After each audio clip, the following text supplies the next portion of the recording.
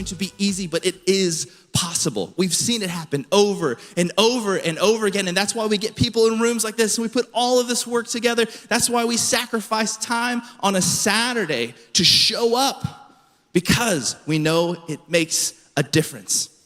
And so what we're gonna do is we're gonna kick this thing off. We're going to run as fast and as far and as hard as we possibly can today, because we know that there's something for each and every one of you in this room. And I think there's no better way to start our day than with the man himself, the one that started it all, and the reason why we work so hard and strive so hard, because he has set the pace. It is on his shoulders that we stand. So would you please get to your feet, get loud, welcome to the stage, Dave Ramsey!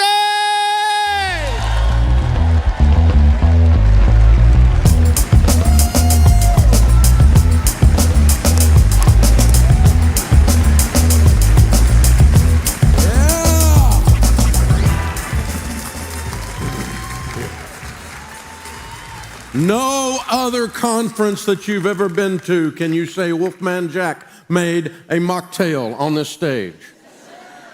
Wow. Thanks to Michael Reddish and the team last night. What a great job. That was a lot of fun. Very, very well done.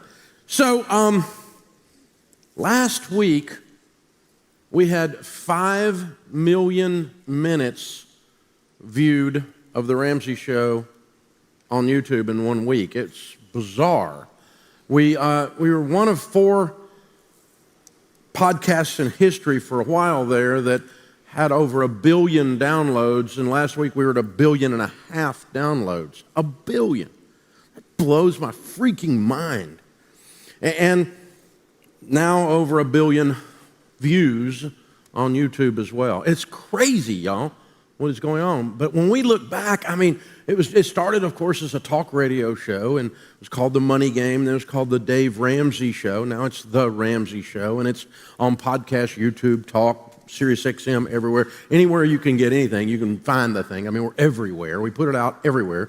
We're pretty much platform agnostic in that sense. But way back there, I'm teaching Financial Peace University. It's 32 years now we've been doing this. Way back there, I had a lady come up after class, and she said, you know, this stuff, I mean, y'all changed my marriage. You saved our marriage.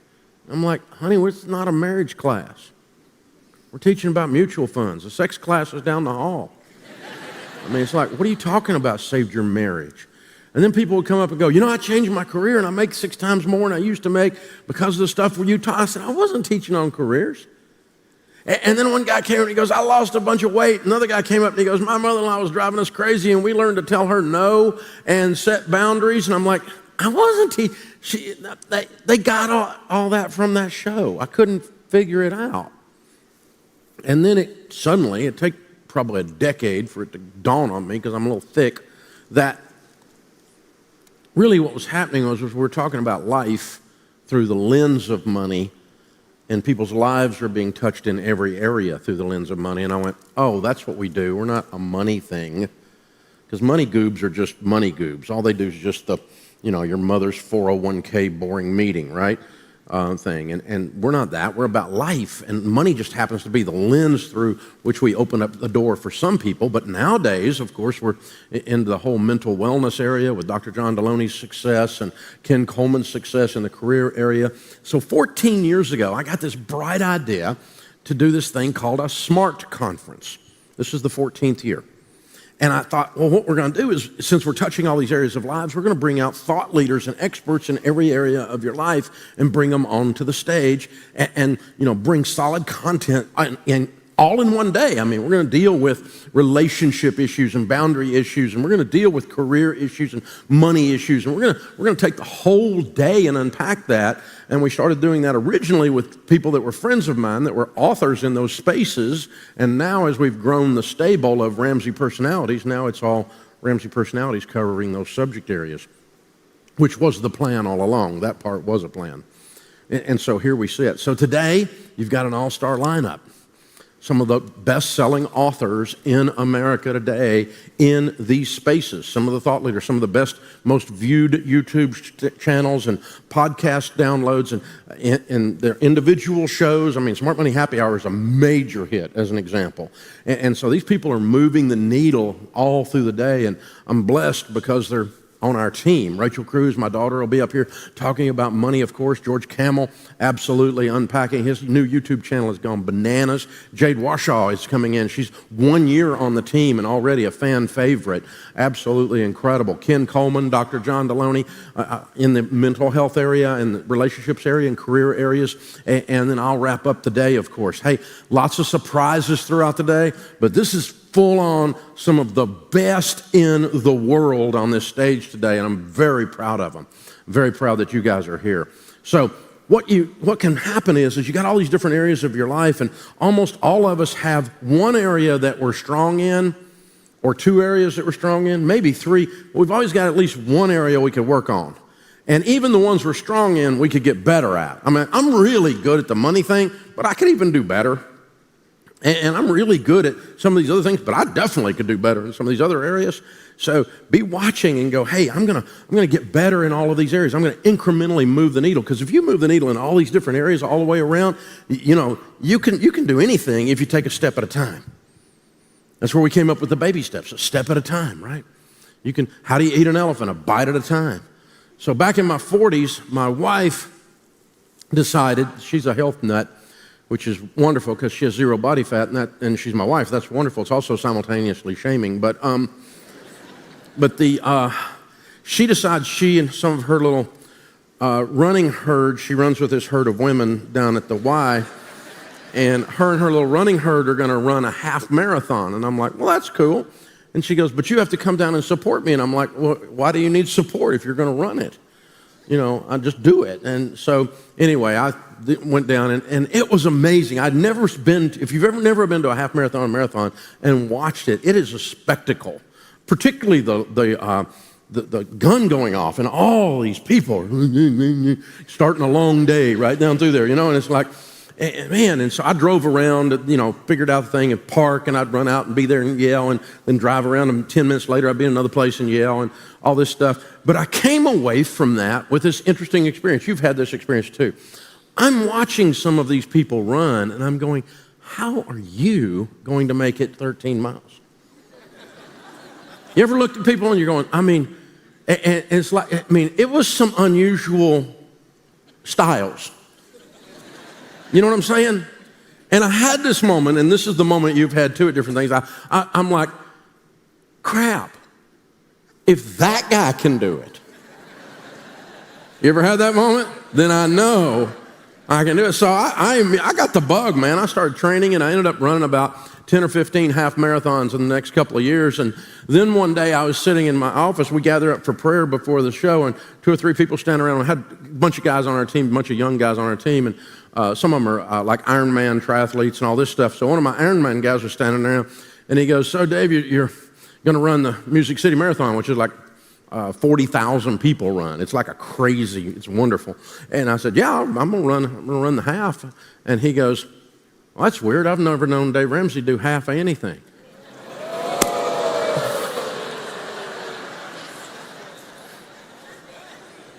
Changed my registration to run a full. Trained and studied the nutrition and all this stuff. And guys, the first half of the full marathon went really well.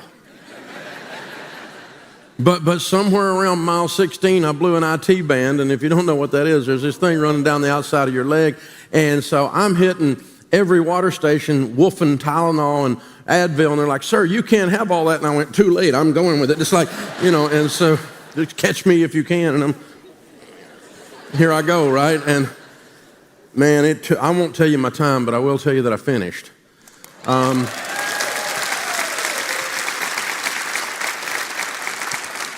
Yeah, the time in the first half was under 2 hours. So I had a really good half going there, but yeah, the back half wasn't that fast. And I'll tell you how slow I was. A guy wearing a hot dog suit passed me. past me, okay? That's how bad it was there at the end. In my mind, when I went across the finish line, I was sprinting. The video shows otherwise. Looked more like, man, it was awful. I ran 2 full marathons that day, my first and my last. But all joking aside about how pitiful it was and how much it hurt, which is both true, but all of that aside, as I said, I did finish. And one of the things you discover about something like that is, it was only a victory for me. There was 40,000 people. Nobody gave a crap, nobody cares about this story except me. But I finished because I'd never quit taking another step. Just take one more step. It hurts. I don't care. Take another step. I'm uncomfortable. I don't care. It's raining. Take another step. I don't care. It's cold. I don't care. Take another step. Take one more step. Just take one more step. One more. I know. We got another mile. Take another step. One more step. One more step. If you keep taking a step, you can get anywhere, guys. The trick is just don't quit, right? Martin Luther King said, if you can't fly, then run. If you can't run, then walk. If you can't walk, then crawl. But whatever you do, you have to keep moving forward. And that's what you're going to do with what you learned today. One step at a time, keep moving forward. Hey, listen, mistakes don't define you, they refine you. You made some mistakes, well, welcome to being human. You screwed up this morning, so what? Start again, right now. Take another step. The windshield is grace. The rearview mirror is small for a reason. Whatever happened in the past, we'll glance back there and make sure we don't do it again and run over somebody else. But right here, this is all options in front of us, right? It's all options in front of us.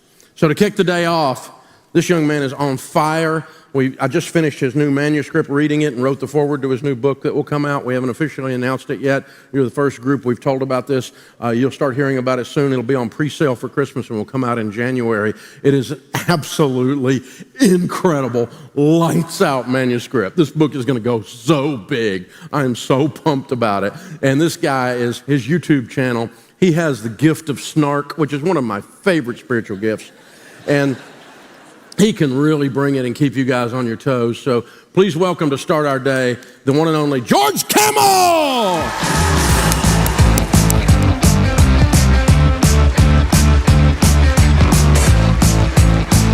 Thank you. Wow. What a kind. For those of you watching on the live stream, a standing ovation that we could not control to kick off the day. What a morning. Well, many of you know I've been a proud dog dad for a long time now to our 2 French bulldogs, but 22 days ago, I became a girl dad. There's Mia Jane Camel. Mom and baby are doing great, and I'm just glad to get out of the house and put on real clothes. So you already assumed I'm an incredible husband. I'm already an incredible dad, somehow. And so what do incredible dads and husbands do? Well, the other day I woke up and I immediately thought to myself, first thought, out of bed, after my prayer time and going to the old folks' home, how can I bless the socks off my wife today? Well, I noticed her SUV was low on gas. So what do, guys? You go fill up the tank for her, okay? And where do you go to fill up gas when you want to be a hero? You go to Costco on a Saturday. Because you can save 37 cents a gallon if you are willing to wait 4 hours in the Costco gas line. Any Kirkland Signature fans out here? Yo, I am all in on Kirkland Signature. I got the swag, I got that in black, I got the hat, I got the slides. I'm already the lamest dad of all time. And let me tell you, the only club I'm willing to step foot in these days is a wholesale club at 34 years old. Only one I'm interested in. So I pop into Costco, but before I do, I stop by Starbucks on the way because I'm treating myself. I'm being a hero here. And I go through the drive-thru, as one does, and I get my favorite drink, a Nitro Grande cold brew. Y'all know about this drink? It comes out of a keg, okay? This is serious, and a tall is much too small. I know you're thinking, how is that possible? I'm just saying, I go grande when I can. And a normal cup of coffee, y'all, 70 milligrams of caffeine in a normal cup of coffee. The Nitro Grande cold brew has 280 milligrams of caffeine, straight to the main vein. They won't even give you a venti. It's against the law. And I always tell people I live on the edge. But honestly, with that much caffeine, I just live on edge, just riddled with anxiety all the time. And I'm a millennial, so when I pull up to the drive-thru, what do? I'm not gonna pull out a debit card. I'm not gonna pull out my Apple Pay. I offer up my Apple Watch with the Starbucks app, and I offer it up like a tiny king to the barista, who I'm sure is now having the worst day of her life. And I didn't even realize, through this whole transaction, I just spent $5.76 for this caffeine, which is absurd. So I take a sip, and I start to feel a little tingling in my right molar. Y'all know that feeling? And I remember my friend Tyler saying his kid had to get 4 cavities, and it cost $2,000, which made me want to throw up. Now here's the things with kids. You gotta put them under anesthesia to get these cavities filled. So then I start to think, well, what's their definition of little kid, and how close is it to little adult? So I'm starting to get nervous now. This is gonna be a very expensive experience for me. And what if it's worse, a root canal? Or even worse, a crown. You know why they call it a crown, y'all? Only royalty can afford those things. It's insane. Anyway, I make it into the Costco. I pop into the club, see what's popping, and I head to the bread. Now, if you know me, you know I'm a gluten-free gladiator. Okay, that's the lifestyle I lead. Here's the problem. Gluten-free bread is like $4 more than regular bread. So I say, no thanks, Tom Hanks. We're headed to the lettuce. We'll do lettuce wraps this week. It's fine. Improvise. Now, romaine is $3 a head. When did that happen? Everything got expensive. Now, we could settle for iceberg lettuce, right? But we all know that's peasant lettuce. We can do better. So I spring the extra dollar like a baller, and I get the romaine. We're moving on. Next up on the list, TP. And y'all know it's been a weird time for TP. These last few years have been hectic, y'all. I mean, you're going down the aisle the wrong way. You're about to get tackled by security during COVID, only to find there's no TP left except for the generic brand. Now, I don't know about y'all, but my parents didn't immigrate to this country from the Middle East for me to use generic brand toilet paper, okay? That ply is much too thin. Life's too short for one ply. That's all I'm saying.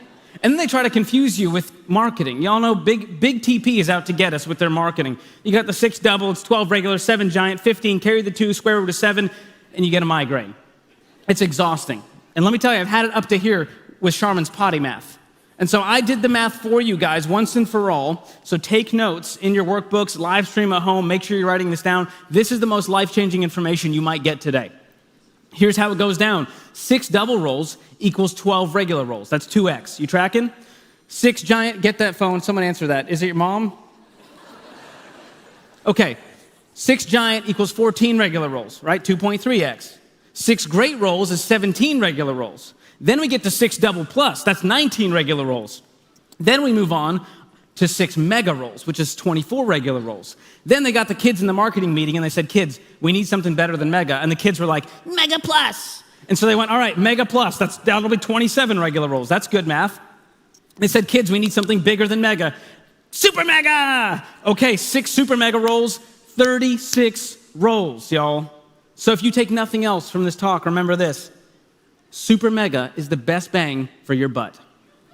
That's all I'm saying. So after an hour of math, I soldier on to the rotisserie chicken. And y'all know where that is. Very back of the store. They do that on purpose, okay? And so I'm fighting the carts. And on my way to checkout, what do you run into? Samples. I'm a sucker for the free samples. And all of these carts is run by like a cartel of 78-year-old women who escaped the old folks' home, right? They're like the sweetest old ladies. You feel bad not having a full-on conversation and asking about their grandkids. And so I get suckered in to buying a jar of pepper jelly, a gallon of hummus, a metric ton of enchiladas. I mean, these women would crush it in MLM. I'd be buying all the Tupperware at their party. And so I get to the checkout, and guess what, y'all? I get out of there for under $100. That's a Christmas miracle at Costco. They check your receipt at the door to make sure you spent $100. That's what they're there for. And what do you see at the food court on your way out? The greatest inflation hedge of all time. The Costco hot dog and 20-ounce drink for $1.50 for over 30 years. Give it up for the Costco hot dog. It's incredible. Y'all, you want to solve inflation? Have the Costco hot dog run for president with the 20 ounces the running mate. Honestly, they couldn't do much worse than what we have. Give them a shot. And so finally, I make it to the gas line, which was the one reason I went to Costco in the first place, right? Another life-changing decision now. Which line do you choose? Do you choose the longer line with 4 sedans, or do you choose the shorter line, but it's got a pickup truck and then the Suburban with a sticker that says, bless this mess, and there's a family decal. It's got 2 parents, 5 kids, 2 dogs, and for some reason, a chicken. You got to get your eggs where you can. I think I was behind Dr. John Deloney that day.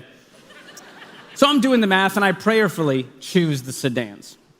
And as I sit there, I start to wonder, isn't my time worth more than 37 cents a gallon? What is my time worth? What is my life worth? All of this effort to save $5 when I just sampled my way into 100? Am I a pawn in this giant wholesale scheme? Or is this a lesson in patience? Maybe the Lord is trying to test me. I'm the modern day Job. That could be it. And then I start to wonder, why does God allow good things to happen to bad people and bad things to happen to good people? And which one am I? I snap out of it because people are now watching this existential crisis happen. It's getting awkward. And I realize, and y'all been there, I'm on the wrong side. And so I got to pull this thing 47 feet to the other side of the tank and hold it against it. I'm stretching this hose. And that's when I have the depressing realization, I didn't drive my wife's SUV today. I drove my Tesla. I don't need gas. I need therapy. It's a crazy time right now, y'all. Things have been hard. 2023 has been chaotic. 2024 is going to be chaotic, I'm sure. The eggs went up. The banks went down. The housing market's still sideways. And air travel, sky high. They're flying 30,000 feet now. And if any of you, who flew Spirit to get here? Any brave souls? Man, we are so glad you made it. We were all worried. We had a prayer circle before the event to go, we know, Lord, one of them is flying Spirit. Spirit be with them. Okay, like life is good. We can all, like if you think about it, right, gratitude, like we all read Rachel's contentment journal, yes, be content, gratitude. But it's been hard, y'all. For so many out there, money's still tight. We got no margin. We're not where we want to be financially. We thought life would look different by now, right? We thought, well, next year will be better. And it might feel like you'll never get ahead with money. Maybe you're feeling frustrated, you're feeling anxious, you're feeling out of control, you're running a million miles an hour, you're trying to do your best, trying to keep up with life, trying to stretch every dollar you can, you're doing all the right things, but you're stretched thin, thanks to your bills, your inflation, your payments, your lifestyle, and you're feeling stretched thin too. Oh, we know it, the stats show 7 out of 10 Americans living paycheck to paycheck. And it might feel like this money anxiety is always gonna hang over your head like a dark cloud. But I know this, we weren't meant to live like that. We were made for more than survival. And so the truth is, when it comes to money, you can go from stressed to #blessed. And that is not a pound sign. We've co-opted it as millennials, and you must write it into your blank if you're in the room with me here, because my love language is trolling. So what does it mean to be blessed? We've heard that word thrown around. You know, I moved to the South. Let's always say, bless his heart. And I realized that's not a nice thing to say to someone. Well, to me, blessed means you got freedom, you got peace, you got joy, you get to live life on your terms. And I know how it feels to be stressed with money. 2013, George was a very different person. Look at that guy, don't laugh. Behind that gentle emo smile and that single-use disposable H&M cardigan was a guy who was frustrated, he was anxious, he was hopeless, he was cynical toward adulthood because he did everything that society and his parents and his guidance counselors told him to do, and he felt screwed by the system. And I realized, y'all, if you follow the trends, you fall for the traps. And I just followed the crowd. I followed culture's ways of handling money, and it ended me $40,000 in consumer debt, $36,000 in student loans, living off my credit card, another $4,000 there between Discover and American Express, thinking I was winning, thinking this is the path, y'all. They told us this is the path you got to take. And my life changed when I got on a plan. I started working for this guy named Dave Ramsey. He went through financial peace.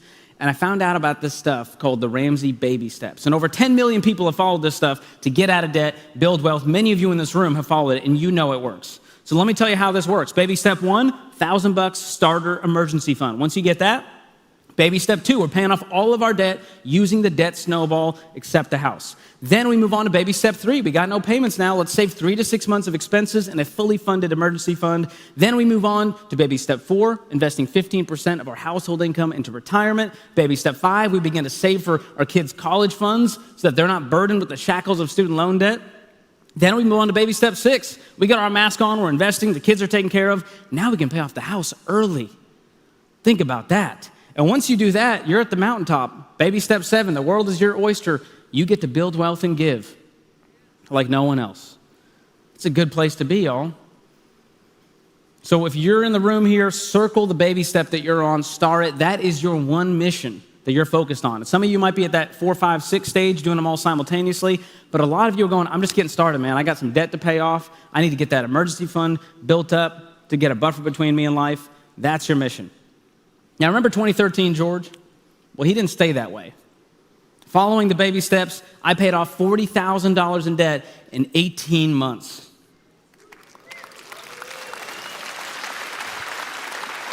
And I got that emergency fund going. I started investing into the 401k at Ramsey. I met my wife at Ramsey Solutions. I mean, the interview process is so difficult that if she's there, she's good enough for Ramsey, she's good enough for me. So I marry her. Y'all, we both drank the Kool-Aid and it was good. We started off our marriage debt-free with a pile of money. So we thought, how cool would it be to save up a big down payment on a modest home and pay it off really fast? And that's what we did. At 32 years old, we had paid off $165,000 in 26 months. Baby step 7, not a payment in the world. That was a good feeling. A debt-free French bulldog is a good way to live, let me tell you. And that was back in December of 2021, and life is a lot different now. And I tell you all that not to brag. I tell you that to say I'm an average George. I grew up with immigrant parents. I didn't get a dime handed to me. I fell for all the traps, but I'm telling you, I got out because I stopped thinking that my plan was going to cut it and that I was special and that I was unique. If it's good enough for 10 million, it's good enough for me. But so many of us still see money as an obstacle today. So how do we move from money being a stressor to a blesser? Well, it comes down to one word. As we take calls on the Ramsey Show, most calls come down to this: too much month at the end of my money. I need margin. That is the magic word. So what is margin? Well, it's breathing room in your bank account and your life. It's space. It's cushion. It's knowing your card's not going to get declined at the grocery store. It's knowing you can cover the car repair without having to turn to American Distress to put it on payments at 22% interest. It's seeing a financial need among your friends and family, and instead of just offering up thoughts and prayers, what if you could also leave an envelope of cash at their door? Or just write them a check and say, hope this helps. It's moving beyond just living paycheck to paycheck. It's going from surviving to thriving. You're not getting by anymore, you're getting ahead. So how do we get this margin? Well, it takes some math, and don't worry, it's a lot simpler than TP math. Here's how this works, y'all. It's a mind-blowing formula. Spend less plus make more equals margin. Thanks for coming to my TED Talk. Y'all have been great. That's it, right? This is easier said than done. We sell it all the time on the show. We're like, hey, sell the car, sell the horse, do whatever you got to do to get out of debt. This takes sacrifice. It takes compromise. It takes living on less than you make, getting out of debt. So I'm going to fly through some helpful tips for y'all to spend less and make more so that we can show you the money, show you where it's going. And then I'm going to show you what it looks like to put that into action in a real-life budget using every dollar. So let's talk about this first step, spend less. Where do we overspend the most? Food. Look down at your belly and say, you are the problem. This is a big one, y'all. Change your grocery store. I know it's hard. I know you know where all the aisles are. You know where your favorite snacks are on the end caps. But instead of your favorite Publix or, God forbid, Whole Foods, what if we went to Aldi? Right? That Aldi fans showed up. They're known for super low prices on everything, and it's so quaint. You got to put a little quarter in the cart that you get back, and then there's one person working there if you're lucky, and everything, you walk out of there, it can't take you more than 10 minutes because the store is so little, and there's no name brands to confuse you. It's all Bobo brands. But guess what? You can save hundreds of dollars just by doing that. And it's not just where you shop that matters, it's how you shop. Go in with a plan. Research what's on sale. That's what I do. Look at what's on sale. Make your meal plan based on that. It did some legwork for you. And stick to the list. If it's not on the list, it's going back on the shelf. Don't take your kids. They're going to screw this up, aren't they? Research what's on sale. Create a list. Stick to it. Avoid the end caps. The floor is lava. This is a bank heist. You're in and out in 7 minutes. No one saw you. Okay? And then shop generic. I know we love our name brands, and the generic just doesn't feel the same. The exception here is TP. We're a Charmin family. Agreed? And guess what? Put the generic cereal in the name brand box. Your kids won't know the difference, y'all. And they have your DNA. So what does that say about you? Just saying.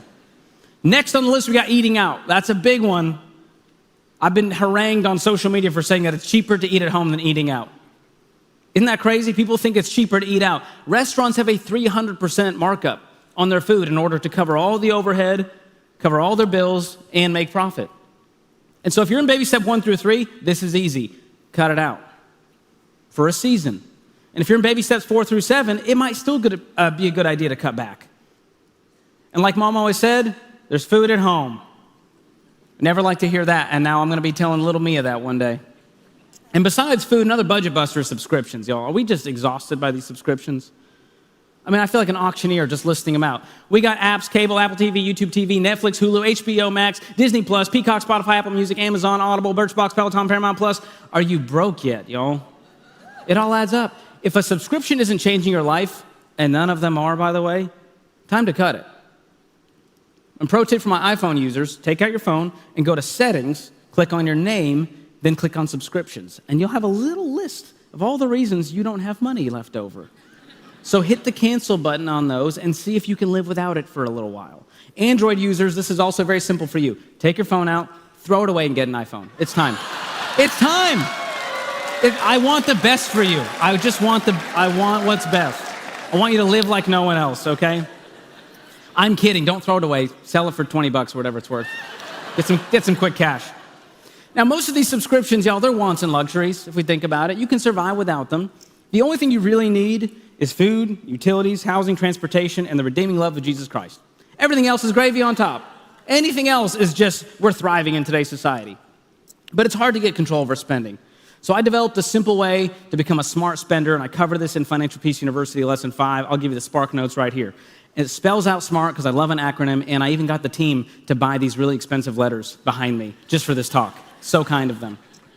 So the S is for self-awareness. Ask yourself these questions. Is there something I'd like to buy? Is it going to add value to my life? Every purchase has got to serve a purpose. If you can say yes to that, we move on to motive. The M, am I buying this for the right reason? A lot of times, if you think about it, there's external pressures. We got boundary issues we got to solve. We're doing this out of emotion. It's a retail therapy. These are bad motives. They're going to keep us broke. If we can say, yes, I'm buying it for the right reason, move to the A, affordability. Is this in my budget? If America answered this correctly, we would be $0 in debt as a society, wouldn't we? If it's not in the budget, it's a no. But if you can say yes to that, it's in the budget, you're doing it for the right reason, we're going to move on to the R for research. Is this the best option, retailer, and price? Here's what this step is. Just think for a second.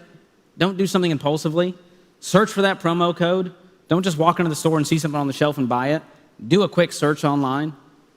And if you've done your due diligence, move on to the T for timing. Is now the time to buy it. This one comes down to opportunity costs, priorities. If we spend $5,000 on this toy, we can't spend $5,000 investing into our future. And so you've got to think, is now the time to buy it? Can this wait 6 months or a year? And you'll probably forgot you even wanted it if you wait that long. So here's the deal. If you answer no to any of these questions, I'm not a joy killer. It's just a not now. Adjust your motive, adjust your budget, adjust your lifestyle, adjust your patience until you can say a confident yes to all 5 of those questions. And I'm telling y'all, I dare you to use these questions as a filter and see if it changes the way you spend, especially if y'all are credit card people. If you switch to a debit card and use these questions, you will feel like you got a raise, I guarantee it. Next up, we've learned how to spend less. Let's talk about some ways to make more. That's what we all want. We think if we could just make more money, our life would change. Well, I'll tell you some easy ways you can do this. The first is second jobs and side hustles.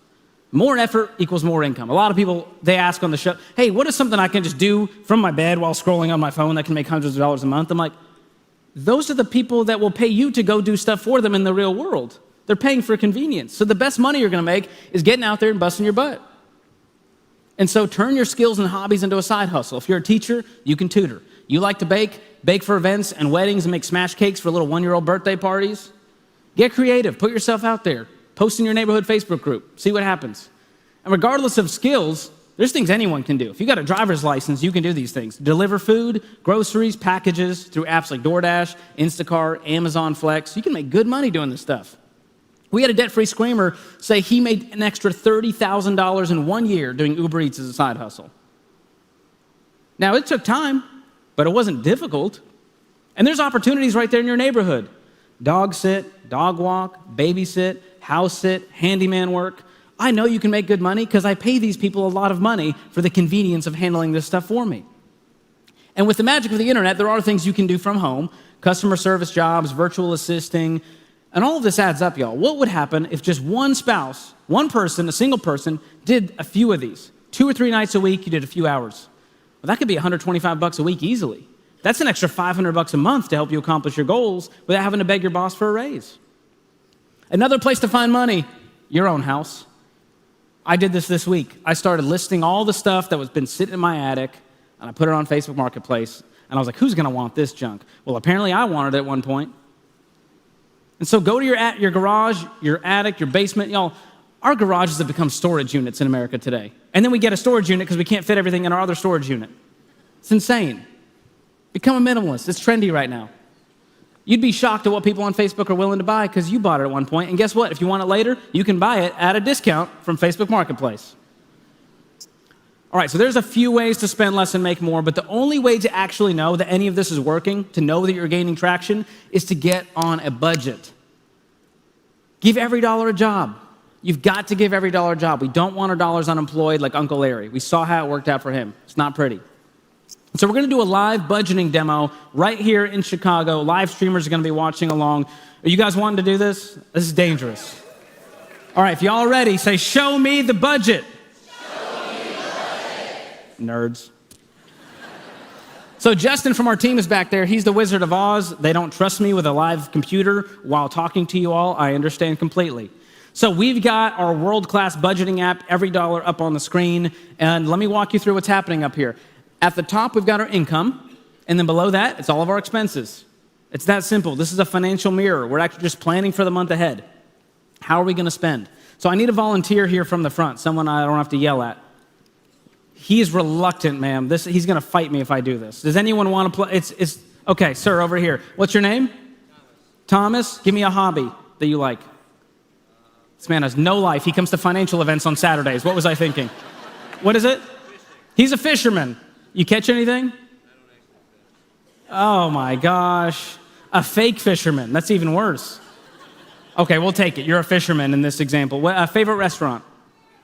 Chick-fil-A. He's a Chick-fil-A man, the Lord's chicken. Pretty blessed. Look at that. So Thomas, in this example, he's in baby step 2. He's got $40,000 in consumer debt. It's him and his spouse doing this thing. They make the average household income in America $71,000 gross income. We're going to say after taxes, that's around $57,000, which comes out to $4,800 a month. Y'all tracking with me? Don't start doing the math. It's okay. It's an example, nerds. Settle down. Some of y'all make a lot more than that. Some of y'all make less than that. I've simplified this for this example. No hate here, okay? Budgets are like snowflakes. Every one of them is special and unique. So Thomas got a hold of the baby steps. He went through Financial Peace University. He's rocking every dollar. He's ready to make these sacrifices. So let's take a look at Thomas's budget. If I was coaching him here, here's what I'd say. Thomas, we got a great income here, and let's see what we got. We're giving. That's great. $480 going to his local church. Love that. That's others focused. He's selfless. And when he's not broke, he's going to be giving even more. And what if for a short time, because you'll notice at the top left of that budget, what does it say? He's $1,000 over budget. That means he's in the hole $12,000 a year if he keeps this up. Am I right? That's one reason to do a budget. See how far in the hole you're going to go if you don't do a budget. And so what if for a short time we go to this investing section and he's building for the future, he's trying to build wealth. That's great, but you can't do 17 things at once and make progress. So what if we pause that match? We take it from 5% match down to 0. Because soon we're going to be up to 15% and tripling his investing amount. That's what I'm talking about. And what if he found out by watching my YouTube channel that cryptocurrency is just Mary Kay for young men? And he went, no, I'm not interested. Let's take that down to 0 because we've been unsuccessful so far on every coin we've tried. And what if we realize that single stocks are super volatile and we're not going to make money trying to time this thing and choose the right company? We're taking that down to 0 for a season. Boom. We've already gained $475 back in our life just by doing that.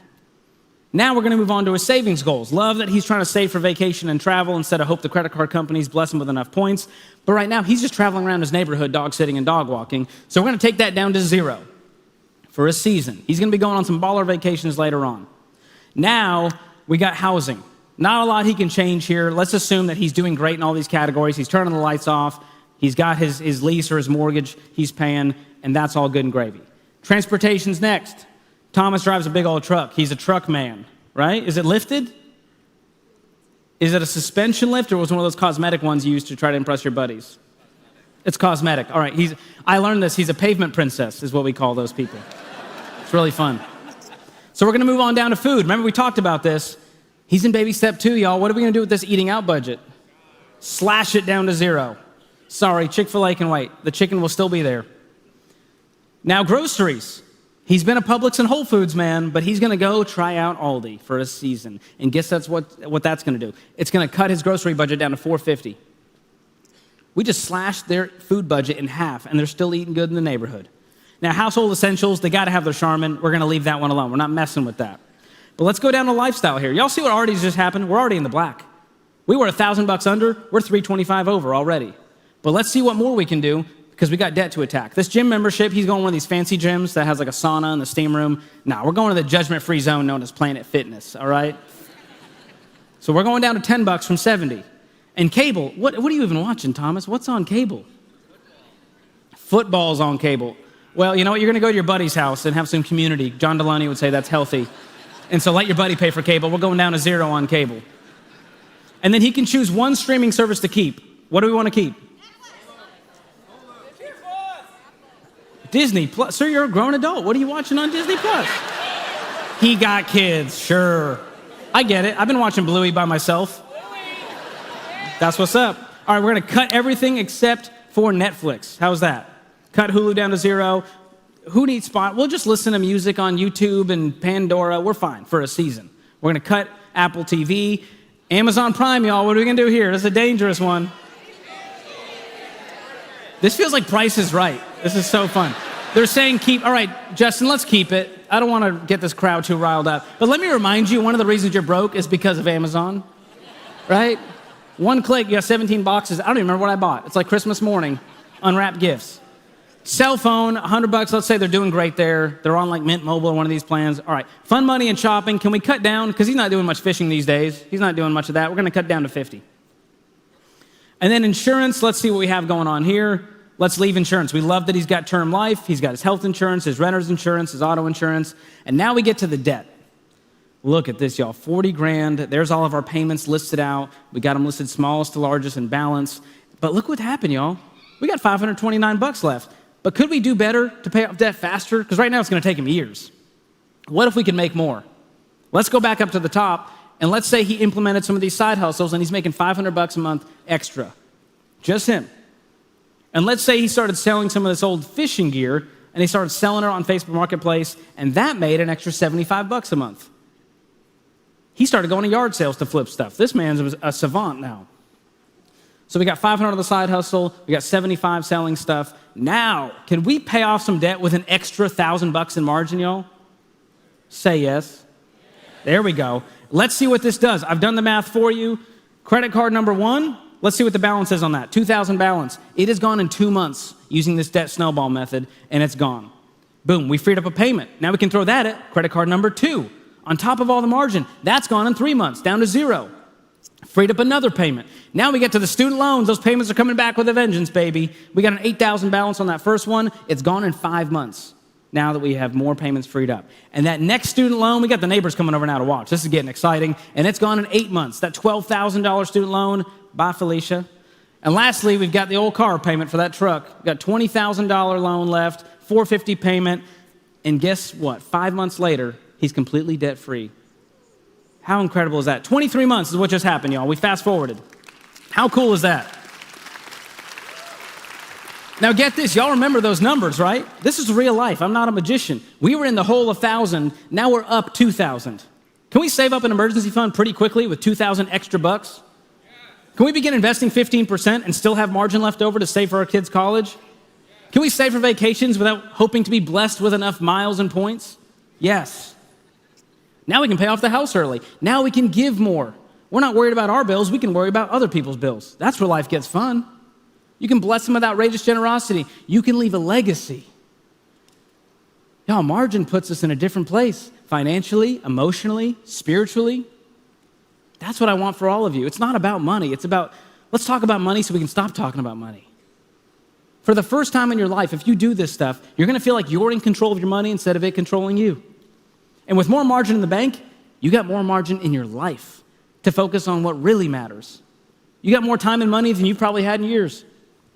You're more present with your family. You're more focused at work. You're a more generous person. That's a different way to live when you do what it takes to find that margin. And here's what I found. Doing this for 10 years now, following this plan, meeting all you amazing people who come to the lobby, share their story, do their debt-free scream, DM me on Instagram.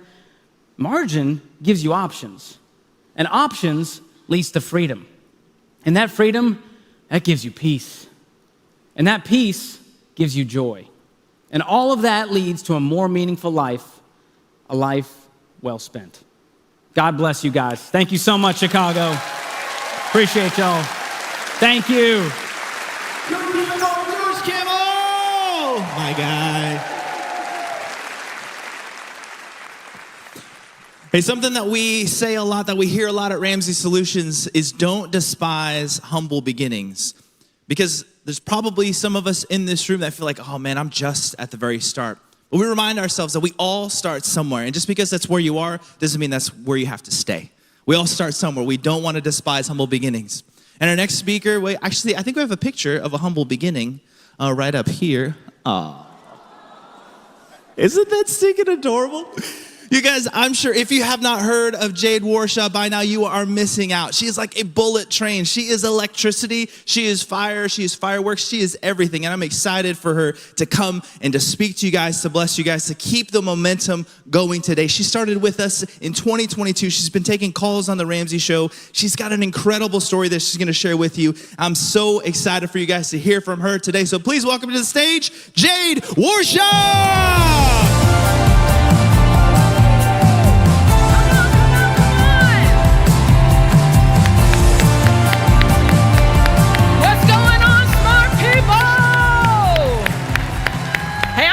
For you guys.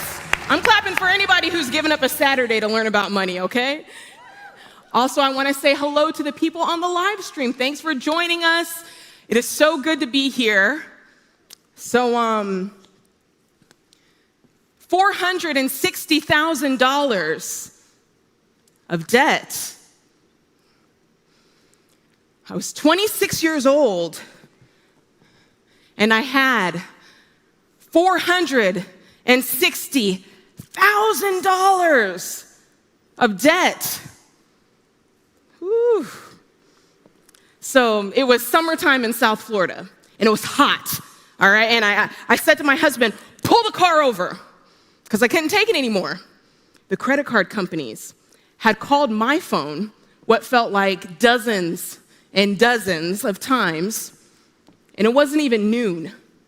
And so I couldn't take it anymore, okay? Our debt, it was absolutely suffocating us. I couldn't take it anymore. It felt like there was this wild animal just chasing after us constantly. And it wanted everything, man. It wanted our money.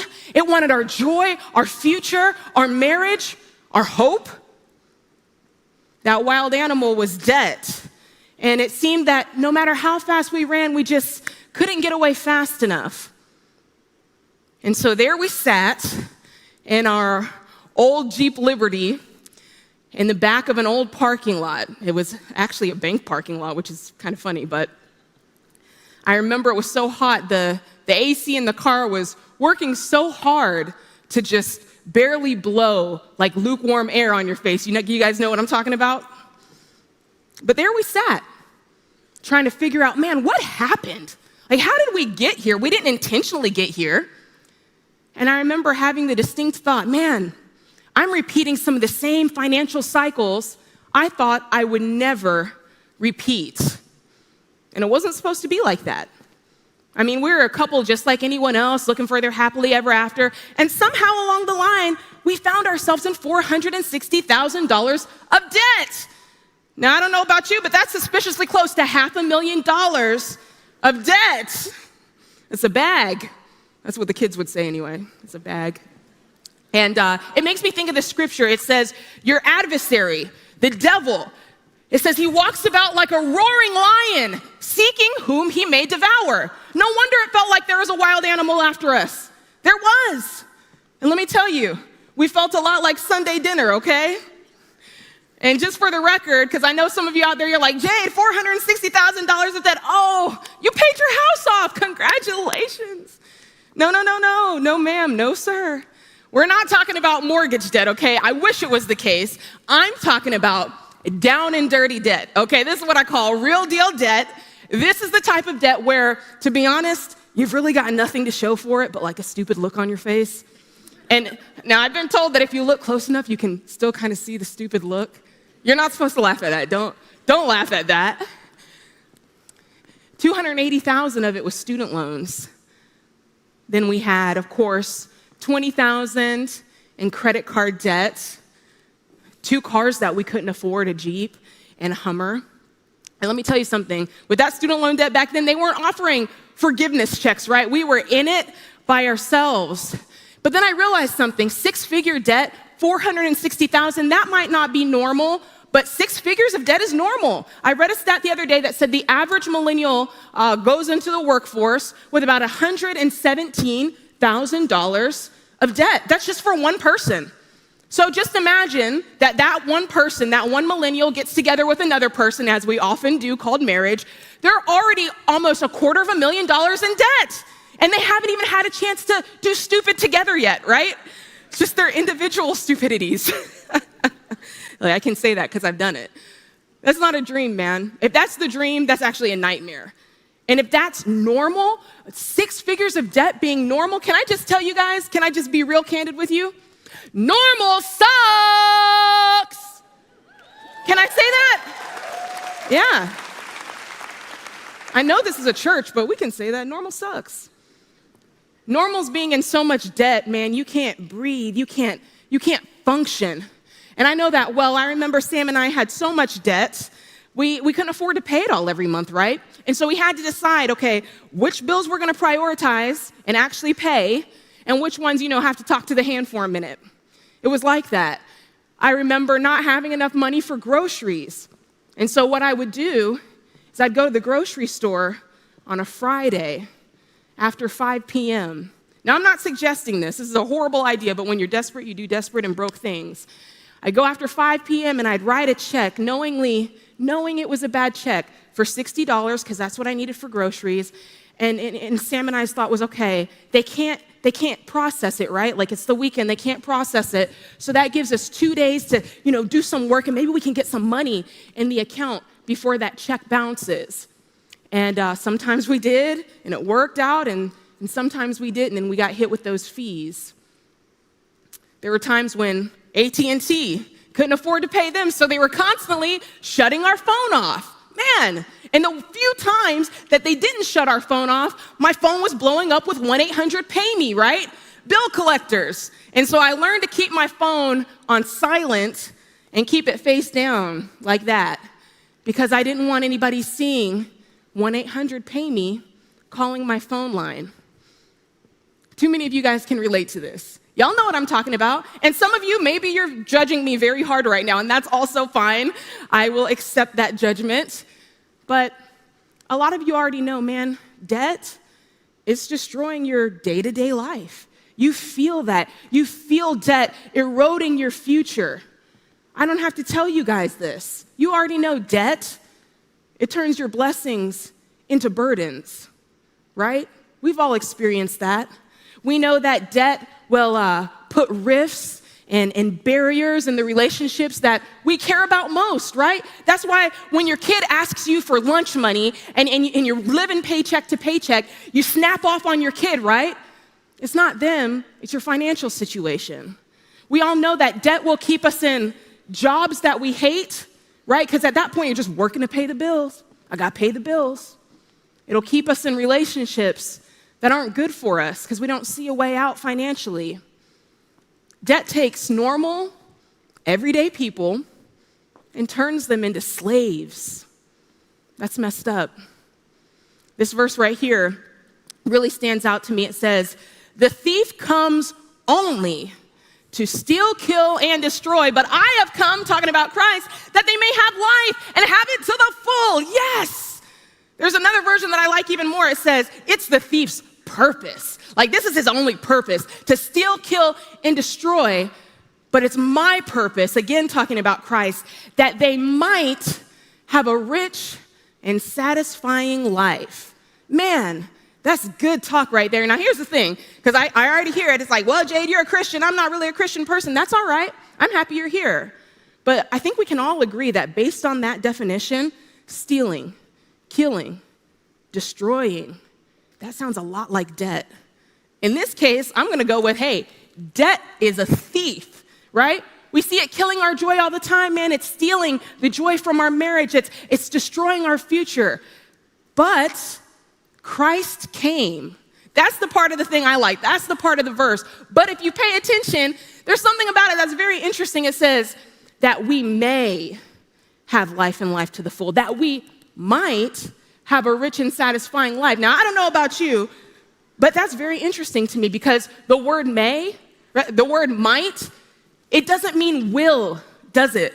It means there's a possibility here. Like it could happen, it could not happen, right? So ultimately that tells me it's up to us. We're the ones that have to decide, man, this is the purpose. This is what's supposed to happen. And it's up to us ultimately to go after it. We have to believe that this is it, and we've got to run. Dave Ramsey would say it like this, man, you got to deliver yourself like a gazelle from the hand of the hunter. That's scripture talk. For run and run fast. If debt's coming after me to steal, kill, and destroy, baby, I got to run and run for my life.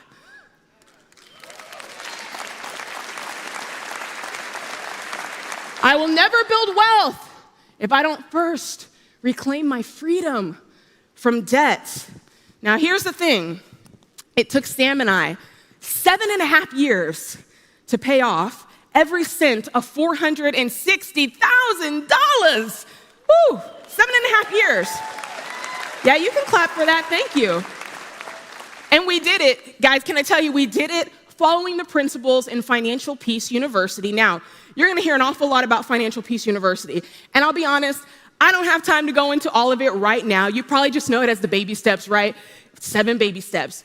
But it's the single most important thing that you're gonna learn about today. If you've not been through Financial Peace University, I can tell you, it's the most, do not leave today without getting it. If you've already been through Financial Peace University, like many of you have, get it for somebody else. Put somebody else on and let them see how it can truly change your life if you let it. Now, I'm gonna tell you guys exactly how Sam and I did this, exactly how we applied those principles. But before I go any further, I wanna talk to you guys about something that's super, super important because I'll be honest, it's really the crux of this whole conversation. And if we don't nail this down and really let this sink in, none of it's gonna matter. It's all gonna be for naught, okay? Everybody say yeah? All right, you're still with me. I want you to write this down. George Strait said, write this down, so we're gonna write it down. Thank you for the people who understood that. Thank you. I was wondering if that would land. It kind of did. All right. You behave like you believe. Yeah? You behave like you believe. What do I mean by that? Well, I hear it all the time on the radio show or folks walking up to me, they say, oh, Jade, I tried that budgeting stuff, but it just didn't work for me. Oh, really? You behave like you believe. Oh, Jade, I heard you guys talk about the baby steps, but for me, $1,000 saved just isn't enough. For me, the baby steps didn't really work with the way my situation is set up. Oh, really? You behave like you believe. Well, Jade, I know those other folks, they're out there, they're doing what George said, and they're side hustling, and they're, getting their margin, but for me, I've got 2 kids, and so it just doesn't really work for me. Really? Oh, you behave like you believe. See, belief is what we know is possible, what we know is true, and what we know can be accomplished, but it's also what we know is not true, and what we think is not possible and can't be accomplished. There's 2 sides of that coin. So, I don't know, I need you guys' input for this. So back in Nashville, there's a big highway that leads, it's a big thoroughfare right in front of Ramsey Solutions. It's called Highway 65. What's the big highway out here? If you know it, yell it out.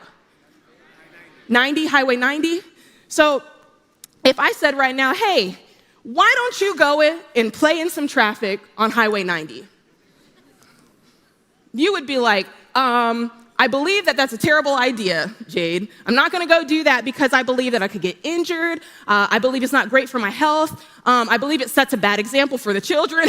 There's all these reasons that you would come up with why playing in traffic on Highway 90 is a terrible, terrible idea, and why you probably won't do it and never will. You'd be right. That's an example of when your belief is leading you in the right direction because it's based on something that's true. But how many times does it happen to where our belief is based on something that's not true? Can I tell you guys a story? When I was a kid, okay, let me just set this up. So there's 4 of us growing up. There's my older sister, she's 7 years older. Then I got an older brother. Then it's me, and then my younger brother. And Christmas time, all kids love Christmas time. It's the best time of year. And so we're all excited. I'm in about 2nd grade at the time. It's Christmas Eve night. So let me set the scene. I'm in my room with my sister. We share the room. We've got our little twin beds, and we're laying down trying to go to sleep. So excited. You can't go to sleep on Christmas Eve night. My sister looks over at me. She says, Jade, you better go to sleep. I'm like, I'm trying. It's Christmas Eve. I'm excited. She goes, no. We have to go to sleep. I'm like, what is happening? She says, Dad told me that if Santa Claus comes and we're not asleep, he's going to put pepper in our eyes. Come on, Dad, pepper? Now, in the moment, I was like, what you say? He's gonna put pepper in our eyes? She said, yep. Now, here's the thing. My dad, he's a pretty credible guy, right? So if my dad said it, that's enough for me to believe it. But then when my sister said, yep, and I believe it too, he's gonna put pepper in our eyes, I'm like, oh man, it's going down. This is real. That night, I cannot tell you how tightly I was closing my eyes, willing myself to go to sleep. I did not want Santa Claus to put pepper in my eyes. Now, spoiler alert, we all know that that's not real, right? Santa Claus is not going to put pepper in your eyes if you are awake when he comes to put the presents under the tree. That's right. And I'm only gonna keep it there. I don't know if there's any kids in the house, so I'm gonna just keep it right there. Or maybe just some adults who are children at heart, but I'll keep it right there. But can you imagine if as an adult, I never let go of that belief, right? I'm just an adult and I hate Christmas time. Christmas rolls around and I'm like, oh, Christmas is terrible. I tell my kids, yeah, we don't celebrate that because, Kris Kringle, if you don't play by his rules, he's a real bully, right? I'm just telling my kids all these lies about Santa Claus. That's ridiculous. And most of you would say, oh, Jade, that's so silly, that's ridiculous. But can I tell you something? Some of us are still holding on to lies about money that our parents told us as kids. I think about that scripture that says, when I was a child, I thought like a child. I believed as a child. But when I became a man, I threw away childish things. I think it's time to throw away some of those beliefs about money that we grew up with, that our auntie and them told us, that Uncle Boo Boo told us, that our mom and dad and them told us. Because here's the thing, you behave like you believe.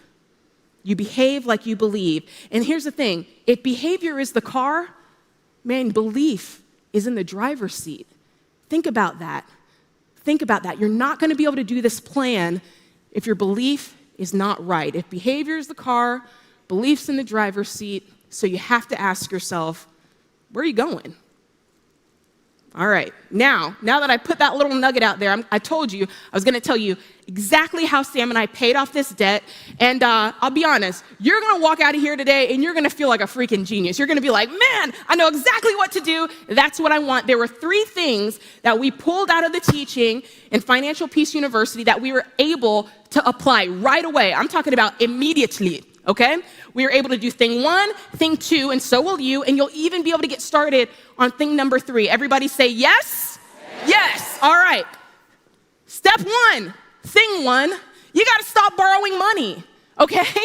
You cannot solve a problem while simultaneously creating the problem. You've got to draw a line in the sand and say, no matter what, we are not borrowing money again. Galatians 5:1 says, it's for freedom that Christ sets you free. Stand firm. Therefore, do not let yourselves be entangled or burdened again by the same yoke of slavery. The other version says entangled by the same yoke of bondage. Come on now. That's like if you're in a straitjacket and you've been locked up in the straitjacket and you finally got out of it. You finally got loose. You throw the straitjacket. Yes, I'm free. Hey, is that a straitjacket? Let me go put that on. Let me go get that. That's ridiculous. That would be the definition of insanity. Once you're free, stay free and stop borrowing money. All right. Number 2, you gotta live on a budget. All right, we're going old school. Turn to your neighbor and say, live on a budget. No, wait. No. That's awkward. We're not doing that. We're not gonna do that. But let's try this. Hey, turn to the other neighbor, your second choice, and explain why they were your second choice. That's a good one. Yeah, was it their face or I don't know. Don't tell them what the reason was. You gotta live on a budget, guys. Now, George, obviously, he already put you guys on to all the ins and outs of budgeting. He did an excellent job. Come on, give it up for George Camel. That's my guy. George, we love you. And, I'm not gonna belabor it anymore. I'm just gonna say this. I used to hate budgeting. Like, the very thought of it just struck fear in my heart until I reframed how I thought of it. I was like, you know what, budgeting? It's kind of just like custom organization for my money. Oh, yes, I love that. That sounds bougie. That sounds like something I can get on board with, all right? Custom organization for your money, and it's great because when your money's organized, you can see what's left, what's extra, that margin. And you have that margin to do things like, I don't know, get $1,000 saved for your emergency fund, or do things like this, baby step 2, which is get debt-free using the debt snowball method. That's the third thing that I want to teach you today. So, you've heard this before, the debt snowball method. With that, what are we doing? We're listing all of our debts from smallest to largest. Stop. Because I feel something. Every time I talk to folks about paying off their debt, there's like a little wall goes up, like, ooh, wait a minute, Jade. I knew you were gonna help me with my money, but I didn't think I was actually gonna have to pay off the debt. Yeah, you're gonna have to pay off the debt. Okay, Jade, I'm with you, but let me wait till I have the right motivation. Because when I get the right motivation, I can do anything. Really? Really? Can I tell you guys a secret? All right, it's just us in here. So lean in close. Lean in close. Motivation is a myth. It's a myth. It doesn't exist when you're trying to get started. As a matter of fact, it's just the opposite. Motivation is the byproduct. It's what happens after you've started. Whoa! You have to start first to get the motivation. Why is that? Because when you experience a win, when you experience success, your body's like, yes, we're awesome. We want to do that again. That's how it works. That's why Harvard actually published a study that said, yeah, the debt snowball, it is the best way to pay off debt. Why? Because you're listing the debt smallest to largest, which means you're doing the little guy first. You're seeing success because you're paying it off. It feels great. And then you're like, let me do the next one and the next one. And that's how it happens. You do that. You experience that win and your belief grows and it creates motivation and you're able to finish this thing and do it till completion. And so we find time and time again that money, it's not always mostly about math. It's about what's going on up here and how you feel about when you're paying off your debt. So, now's the time. Now is the time. This is the time you go home, right? Everybody's got that big old stack of papers, right? That stack of mail that you never open up, right? Or maybe you've got that drawer, like the junk drawer, you know what I'm talking about? And you just shove everything in there. Go home and open up the junk drawer. All right, let all the moths fly out. All right? Dust off, blow the dust off of the envelopes. Open it up. See what's inside. And when you pull out that paper and the words outstanding are written in bright red letters, it doesn't mean you're doing a good job, all right? It means you owe some folks some money and they want their money, okay? So this is what we're doing now. Again, it's smallest to largest. Jade, is there an exception? Yes, there's a few exceptions. If you owe money to the IRS, that needs to go A1. I don't care what's in front of it. Put the IRS first because I don't want those folks coming after you. Number 2, Hopefully this is not the case, but if you're, a little behind on your mortgage, if you're a little behind on your rent, that bad boy needs to jump straight to the top of the list, because I don't want anybody to mess around with losing their home. Now, lucky for you, this is a one night only type of deal. I have my debts, mine and Sam's debts listed here. Ooh, one night only. This is never gonna happen again. So here they are. Now you can look, that's my handwriting, by the way. You can look and kind of see, okay, number one, my first question is, why is Capital One on there so many times? It's amazing that they would continue to lend us money. If you look on the far corner, you see a big old debt, ACS, $128,000, that was a private student loan. And CarMax, Victoria's Secret. I can tell you right now, one of the few times Victoria's Secret did not help a marriage. It didn't help. It made it worse. And so what are we gonna do? We're gonna list these things out. So let's write them out, guys. Okay, here we go. This is our debt snowball. So what we're doing is we're paying minimum payments on everything, right? Because we don't want 1-800-PAY-ME calling. And then we're taking all the money, we're throwing it at the smallest debt. Pay it off fast, and then take that money and throw it to the next smallest debt. Pay that joker off fast, take that money, throw it to the next smallest debt, and before you know it, you got a nice little snowball rolling, and that's what I'm talking about, making progress. And the more you accomplish, yeah, come on, that person's debt-free, let's go. The more you accomplish, the more you believe is possible. It's as simple as that. Now, you can see it, we've demonstrated it. You're never gonna build wealth if you don't first reclaim that freedom from debt. You gotta get your income back in your pocket, and you've gotta do it quickly. Now, to play off what George was saying, that margin matters, man. And so you gotta get speed behind that debt snowball. So how do you do it? You gotta get more money coming in. Now, Sam and I, we took every side hustle in the book. While we were getting our core income up, we took every side hustle. At one point, look, Sam, where are you? There you are. Over there, Sam was training dogs. Yeah, come on. There he is. He really needs to be up here telling the story with me, because we went through it. He was training dogs. He was building websites. He was teaching music lessons. I was teaching music lessons. I was making wedding cakes, cupcakes, whatever the cakes, I was making it. At one point, I even worked at a vinyl tint and lettering company installing tint on windows. On the first part of the day, I'd install the tint on windows. On the second part of the day, I would cut these giant vinyl letters and install it on the side of big old work trucks. Me, the one in the pink suit. So if you ever saw a work truck going by that said, I don't know, like Bubba's Heating and Cooling, you need to understand I'm the one that put Bubba in business, okay? Those letters looked nice. Now, the good news is it took Sam and I, well, the good news is, let me tell you your good news is first. The average person gets out of debt in 18 to 24 months. That's 2 years. 2 years? Now, let me tell you, I've never been one for being average, but this is one time you want to be average. You don't want to do like Sam and I. You don't want it to take 7.5 years. But some of you are like, man, Jade, I know, 2 years, man, it's hard. I'm about to fall out. We've been going after it. Yeah, you have. And this getting out of debt thing is hard work. But can I tell you something? Man, let us not grow weary in well-doing. Because in due time, at the right moment, we'll reap a harvest if you don't give up. There's one version says, if you don't faint, at the right time, you'll reap a harvest if you don't faint. So can I talk to those folks right now who feel like falling out? Man, just a few more years, right? Or just a couple more months for some of you. Some of you, it's just a few more weeks.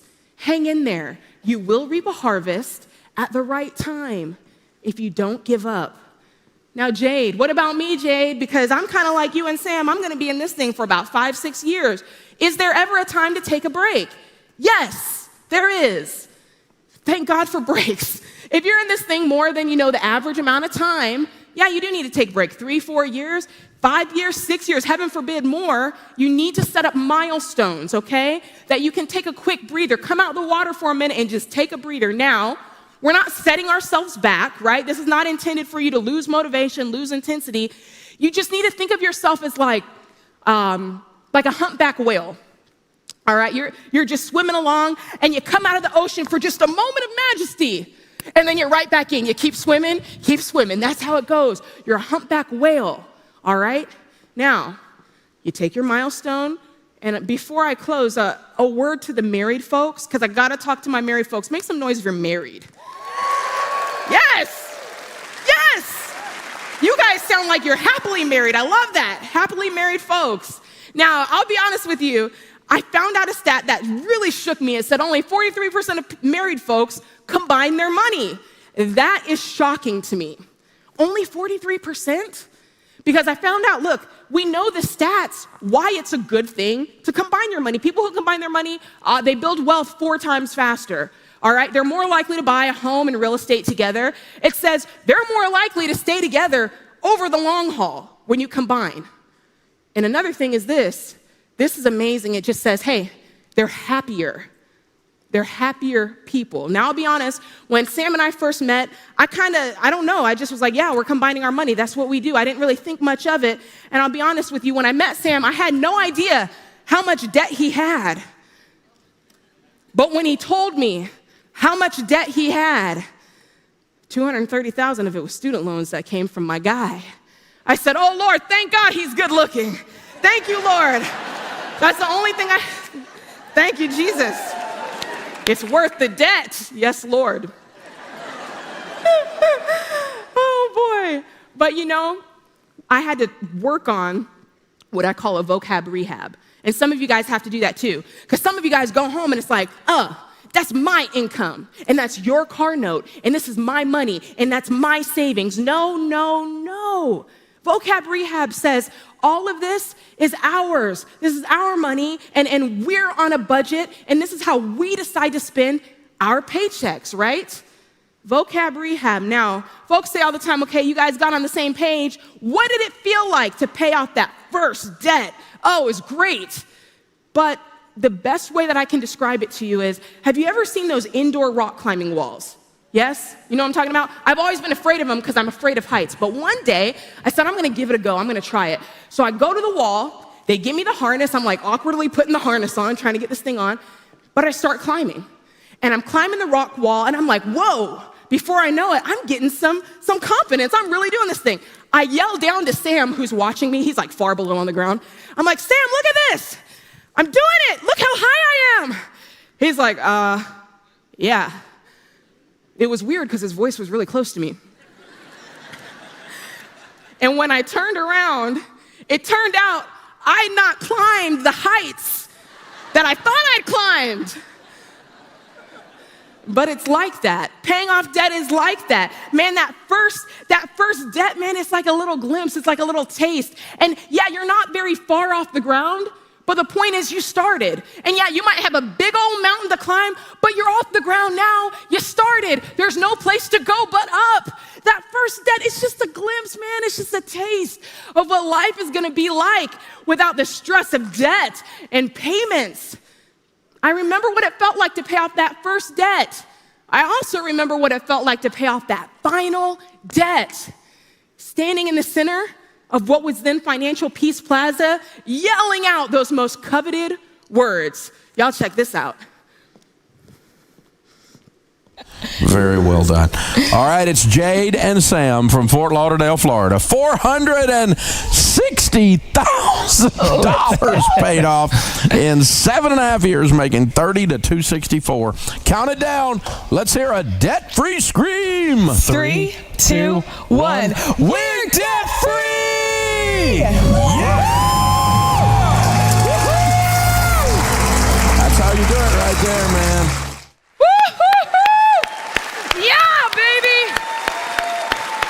It doesn't get any better than that right there. Because there's no more angst. It's only ease. Man, you can't say the word ease without smiling. You can't say the word ease without exhaling. And I'm telling you, man, it's gonna feel so good when you're debt-free. And I know you might not be able to feel it right now because you're in the thick of it, but I'm telling you, your moment, and your moment, and your moment, and your moment, and your moment to exhale, it's coming. And instead of being crushed underneath the weight of debt and stress and payments and worry and guilt and frustration, no, you're gonna be standing on top of it. The victor. Your freedom reclaimed, no longer running from an animal of debt, but running towards something better, a future, a purpose, hope, legacy, as you live and you give like no one else. Thank you so much for having me.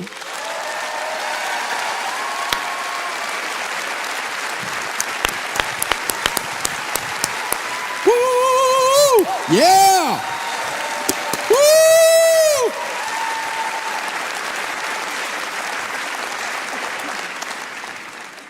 I thought about wearing a pink suit, but oh well. She beat me to it, I guess. But how fun. Hey, she has a quick read that'll be coming out. We'll be telling you more about that as we get up towards Christmas, so be sure you tune in for that. Several things that we're not selling today, but just check it back at the website up around Christmas and Black Friday, that kind of stuff. We'll be doing releases. George's book will start pre-sale, as I told you earlier. Jade's quick read will come online. Rachel has a new children's book that is amazing, especially for your grandparents. You'll need one of those, and it'll be coming out as well for Christmas. So be watching our site, all the different things that are going on.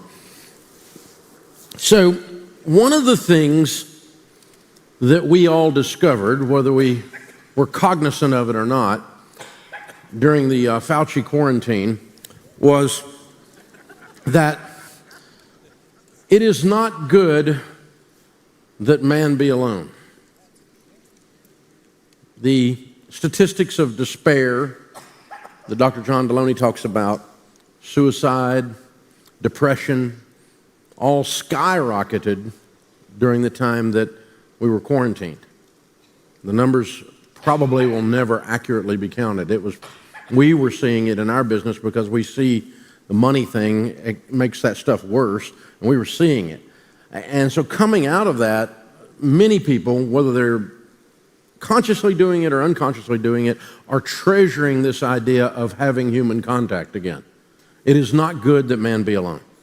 We need other people. We need to be connected to other people. Very seldom are our lives changed, enhanced, or transformed in a good way in isolation. As a matter of fact, when you want to punish a prisoner, you put them in solitude, And so, same situation. So this idea that our lives are better when we're together, like we are this weekend, and our lives are better when we're connected in physical proximity with each other, is really we're seeing a whole thing, business move, as a matter of fact, in the area. I'm calling it the relationship revolution.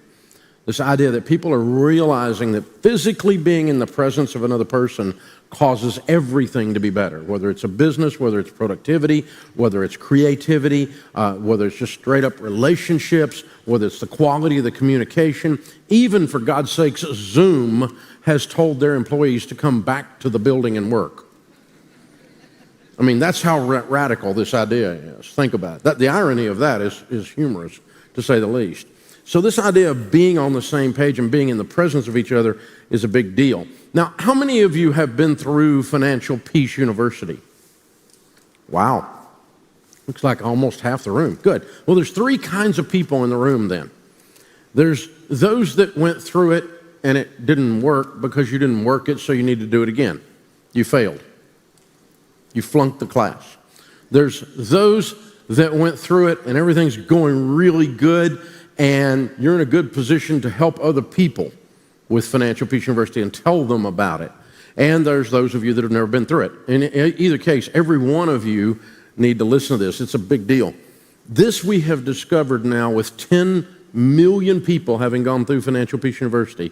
It is by far the largest personal finance class and had the most impact of anything in that category in modern day history. Nothing's even close. 10 million people in 50,000 churches have gone through it.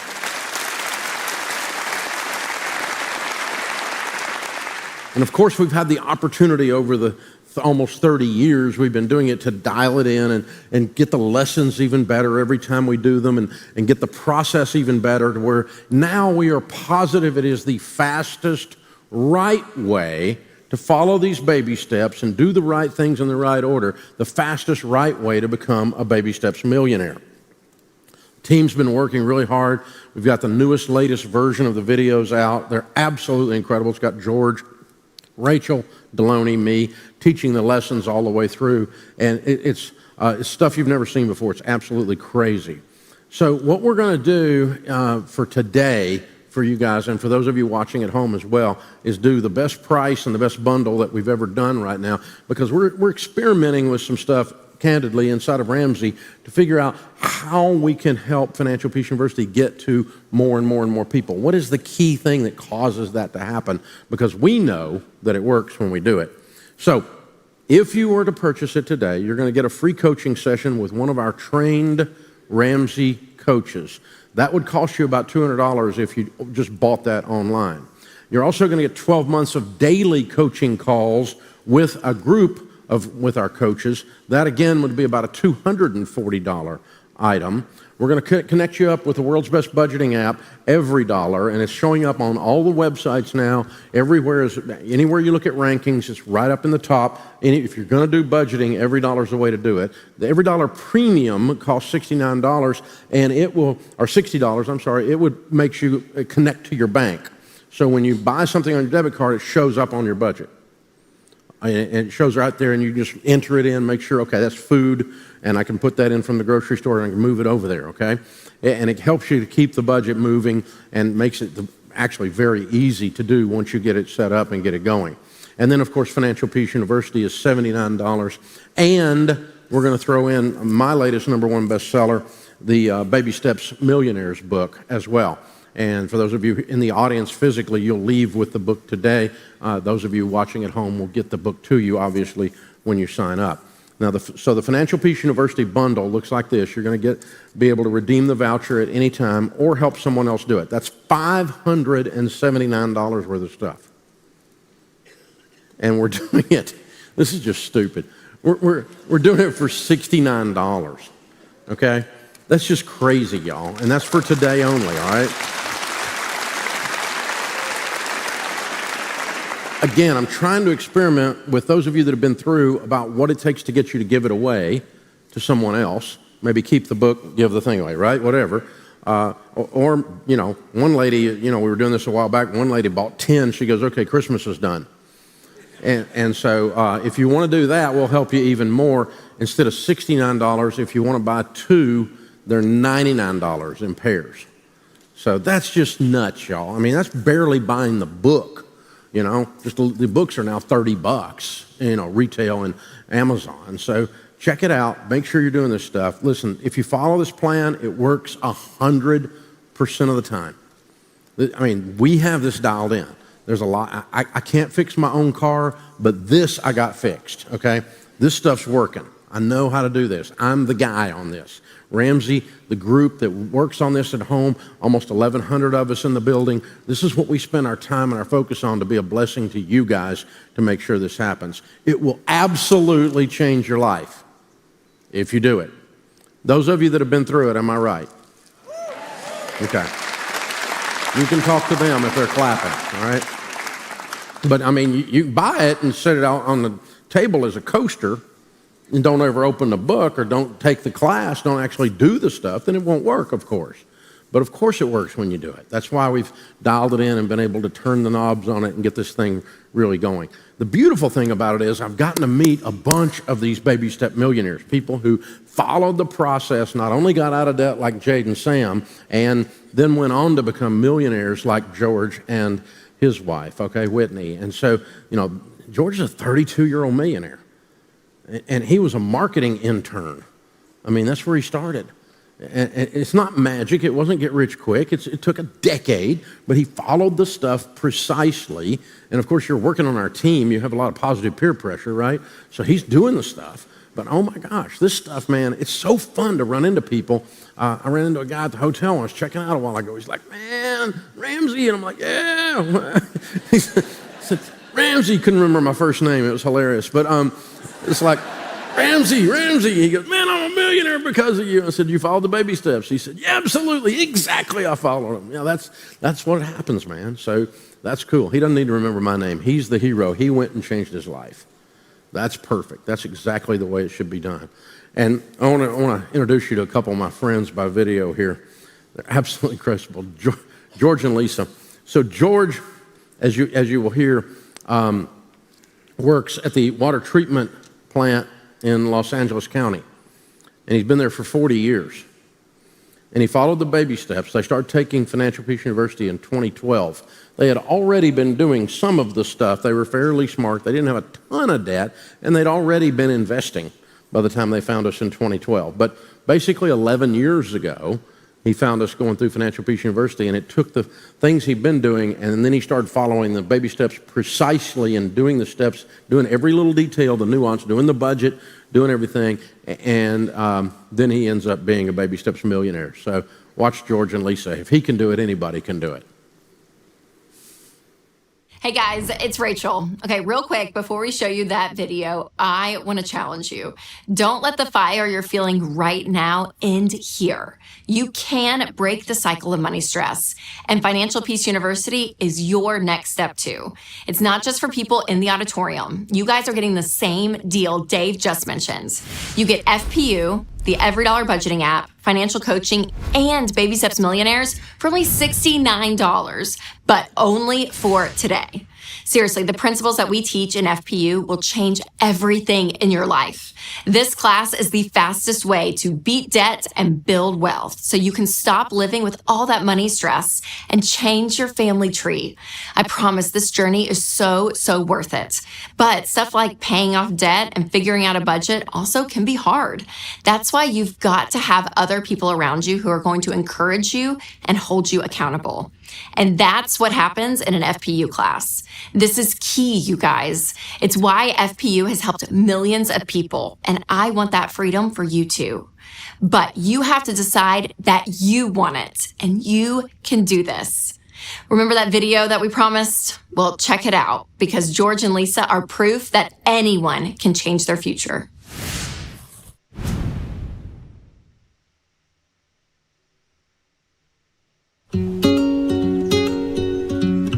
I told my wife, I'm thinking about retiring. I'm run the numbers, see what she goes, well, if you want to, you think you're ready? I go, yeah. I thought, let me calculate this. Let's check out your 401k, how much is in there. And I told him, I think we're a millionaire. I didn't believe her. I worked for a water treatment company. I was there for 40 years. And I started as a custodian, 18-year-old kid fresh out of high school. As I'm there working and I see that there's other jobs, and I took some supervisory classes at the junior college, and I put in for the jobs, interviewed, prepared myself, and I actually got the job. We had a 401k, and so I started just 2%, small. And then over time, little by little, every time I got a raise, I started increasing it till I maxed it out to the most that I could. And I don't want to say that everything was peaches and roses. I mean, yes, we made mistakes along the way, but in spite of those, the goal was to pay off our house and be debt-free. If you think it can't happen or won't happen, it probably won't. So you got to get out of that way of thinking and just say, I want to try something different. If it wasn't for that, I probably would have stayed a custodian. I mean, it sounds so simple, but everything you do can just take you another step forward if you're intentional about saving. If you try to say, I'm going to be a millionaire tomorrow, then it's like, okay, that's why they call it baby steps. When you do one step at a time, you see progress. From custodian to maintenance worker, station mechanic, instrument technician to supervisor. And now I'm worth $1.1 million. If I can do it, you can do it.